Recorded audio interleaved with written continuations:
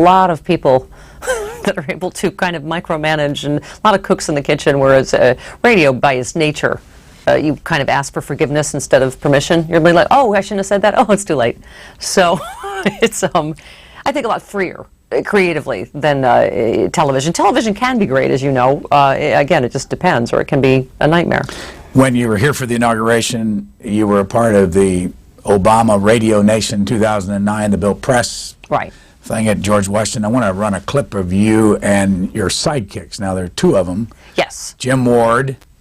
And Chris Lavoie. Chris Lavoie. And what, before we see this back and forth, how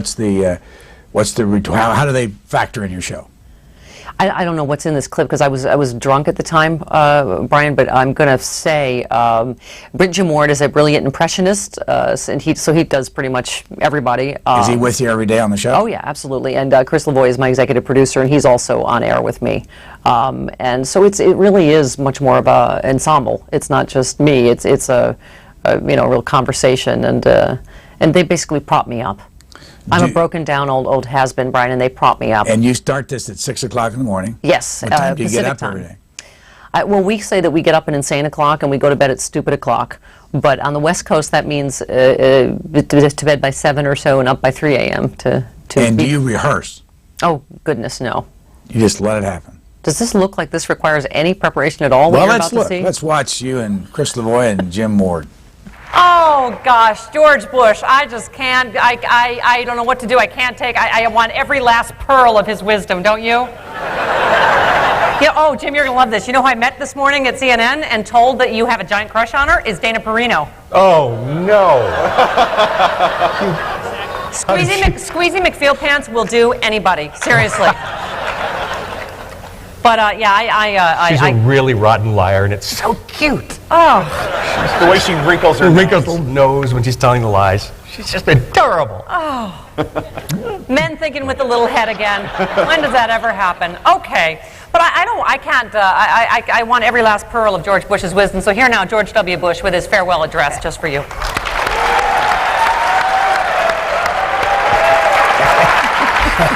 Thought I saw the last of me, didn't you? It's a good run, wasn't it, America?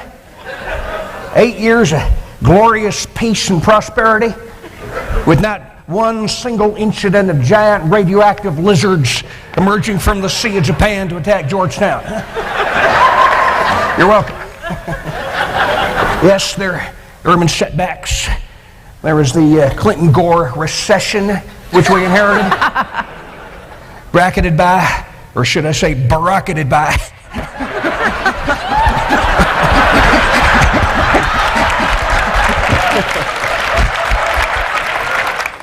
So that is not rehearsed? No, well, he obviously writes some of the bits that he does. He's the only one that does any preparation. But no, he writes his bit. I do a lot of preparation. I mean, I kid. As you know, I'm a kidder, Brian.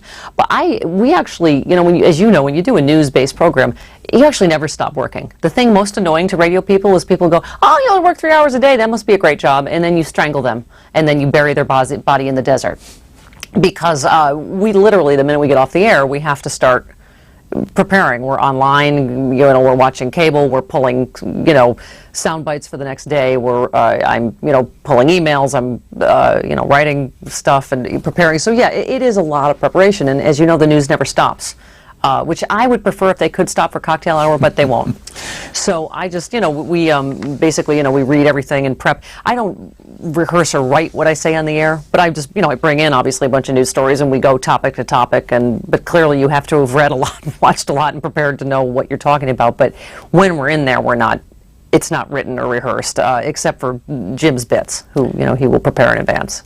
Can you think back, how long has this radio show currently been on? Oh gosh, we are in year 4 now of this current incarnation, since progressive radio started pretty much. By the way, I saw another quote about the show. I thought you'd love this one. That Talkers Magazine says you're the 36th most important talk show in America. How do you get that? 36th most important? I don't. It seems like it's a little subjective, but I'll take it.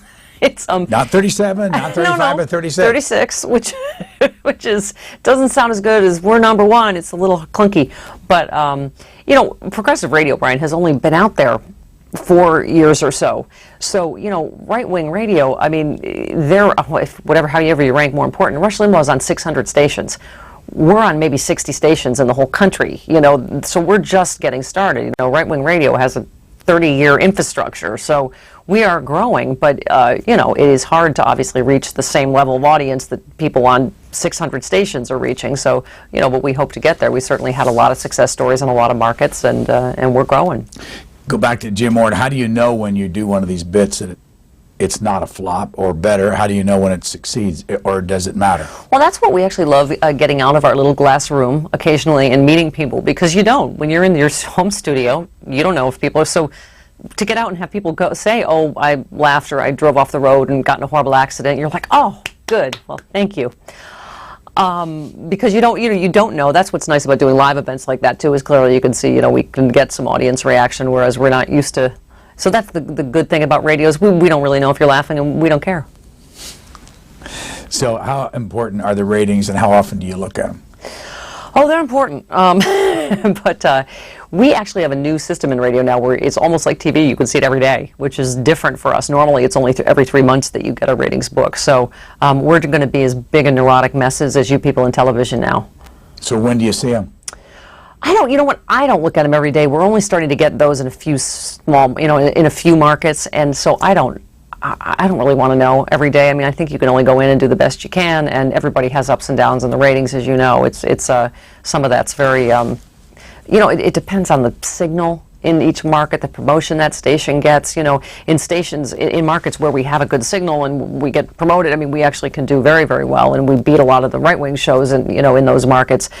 Some cities, we're not on good signals, or it doesn't get promotion, or it's, So again, it varies. So from when you're starting now to see some of the ratings on it, what can you think back that, that works right there? Well, give us an example of something. I think entertainment always works. I think it doesn't matter what side of the political divide you're on. To me, I've always said if the minute we think of liberal radio as a political movement, we're dead. It's entertainment. You have to be entertaining and get ratings and sell stuff. And, I get a ton of calls and letters from right-wingers that love my show. It'll start off by saying, I don't agree with anything you say, but you're funny as hell, or whatever reason, or they hate you. Who cares why they're listening? They either hate you, they love you. But, I mean, the fact is, a lot of the liberal shows are beating a lot of the big right-wing shows head-to-head in a lot of markets. So that's the one thing that annoys us, is when the right-wing keeps putting out their liberal radio has failed, because that is not true. They look at Air America's bankruptcy, which they're out of bankruptcy now, but of course they'll point to things like, see, it doesn't work. And, there have been some liberal shows that have failed. There have been a lot of conservative shows that have failed too. Again, entertainment is the bottom line. Is it entertaining? Is it getting ratings? And the fact is, a lot of progressive shows are succeeding. Mine, Ed Schultz, Randy Rhoads, Tom Hartman, Rachel Maddow. But you're not a part of Air America? No, I'm not. How is yours done? My show? I know. How is it syndicated? It's the best show ever. Oh, I'm sorry. It's Dial Global. Dial Global is a company that syndicates Ed Schultz and Bill Press and myself. But they also do Neil Bortz, and I think they're going to do Michael Smerconish. So they have, again, they're in the radio business. They're in the entertainment business. It's not about politics, about which side of the aisle you're on.